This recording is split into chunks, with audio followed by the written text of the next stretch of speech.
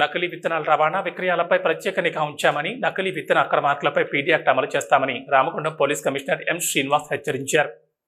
ఈ సందర్భంగా ఆయన మాట్లాడుతూ, ధనార్జనే ధ్యేయంగా కొంతమంది అక్రమార్కులు ప్రముఖ బ్రాండెడ్ కంపెనీల విత్తనాల పేరుతో నకిలీ విత్తనాలు, కొన్ని కంపెనీలు కాలం చెల్లిన విత్తనాలను రీసైక్లింగ్ చేసి కొత్త విత్తనాలని చెప్పి రైతులకు అమ్మడం, తీరా అవి సరైన దిగుబడి రాక రైతులు పెద్ద సంఖ్యలో నష్టపోతున్నారన్నారు. రైతులు నకిలీ, కల్తీ విత్తన ముఠాల బారిన పడకుండా మేలు రకం విత్తనాలు విక్రయించే విధంగా నకిలీ, కల్తీ విత్తనాల స్మగ్లింగ్పై ఉక్కుపాదం మోపాలని రాష్ట్ర ప్రభుత్వం డీజీపీ ఆదేశాల మేరకు నకిలీ విత్తనాలను అరికట్టేందుకు రామగుండం పోలీస్ కమిషనరేట్ పరిధిలో పోలీస్ అధికారులు అప్రమత్తతో సమాచారాన్ని సేకరించి కఠినంగా వ్యవహరించడం జరుగుతుందని తెలిపారు. వానాకాలం సాగు చేసేందుకు రైతులు సన్నద్ధమవుతున్న సమయంలో నకిలీ విత్తనాలను విక్రయించేందుకు కొందరు ప్రయత్నాలు చేయడం జరుగుతుందని, వారిని అరికట్టడంలో భాగంగా వ్యవసాయ శాఖ, టాస్క్ ఫోర్స్, ఇతర ప్రభుత్వ శాఖల సిబ్బందితో కలిసి Ramagundam police commissionerate task force బృందాలను ఏర్పాటు చేయడం జరుగుతుందని, ఈ బృందాలు రైతులను మోసం చేసి నకిలీ విత్తనాలను సరఫరా చేసే వారిని గుర్తించి వారిపై నిఘా ఏర్పాటు చేసి సమాచారం సేకరించి వారిపై కఠినంగా చట్ట ప్రకారం చర్యలు తీసుకోవడం జరుగుతుందని తెలిపారు.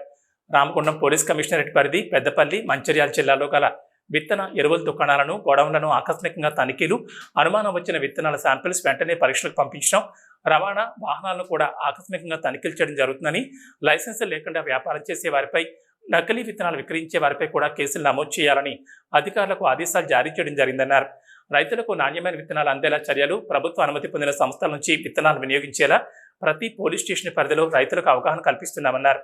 నకిలీ విత్తనాలు ఇతర రాష్ట్రాల నుంచి రాకుండా సరిహద్దు ప్రాంతాల్లో చెక్ పోస్టులు ఏర్పాటు చేసి నిఘా ఏర్పాటు చేయడం జరిగిందని, సాంకేతిక పరిజ్ఞానాన్ని ఉపయోగించి అక్రమ రవాణా జరిగే ప్రాంతాలు, మార్గాలను గుర్తించి ఆకస్మిక తనిఖీలు చేయడం, మొబైల్ చెక్ పోస్టులు ఏర్పాటు చేయడంతో పాటు నకిలీ, కల్తీ విత్తనాల అక్రమ రవాణాను సరఫరాను నిరోధించేందుకు ఇన్ఫార్మర్ వ్యవస్థను పటిష్టం చేయడం జరిగిందని, నకిలీ విత్తన అక్రమార్కులపై పీడీ యాక్ట్ అమలుకు జాబితా కూడా సిద్ధం చేయడం జరుగుతుందని సిపి తెలిపారు.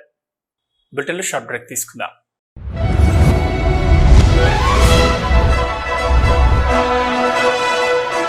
పెద్దపల్లి జిల్లా గోదావరికని పారిశ్రామిక ప్రాంతంలో మొట్టమొదటిసారిగా అధునాతన టెక్నాలజీతో ఎంఆర్ఐ స్కాన్ సేవలు అందుబాటులో. First MRI in coal belt area. Krishna MRI scan centre, 24 గంటలు ఎమర్జెన్సీ సర్వీస్.